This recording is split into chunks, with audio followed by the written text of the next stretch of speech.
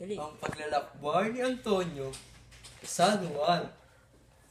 Isang araw, nagutom siya. Kumakain. Ayun pala, kinain niya yung pagkain sa lamesa namin. Ay, ikaw talaga, Antonio. Sinasabi ko sa'yo, huwag ka makulit.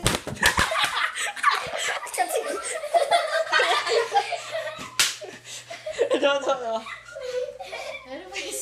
Sa pangalawang paglalakbay ni Antonio. At paglalakbay ni Antonio, nagsama pa siya. Hindi na nagtanda.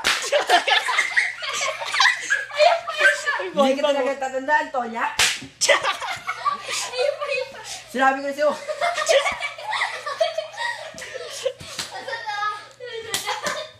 Umano sa upuan. At nagtatago si Antonia sa kanyang lugar. Kaya hahanapin namin siya. Antonia, labas ka. Napapaligiran ka na ng mga puti. Kaya kung ako sa'yo, Antonia, manak mo ka na. Ito si Antonia. Hinahanap mo na. Yung... Oh! Nagtanda!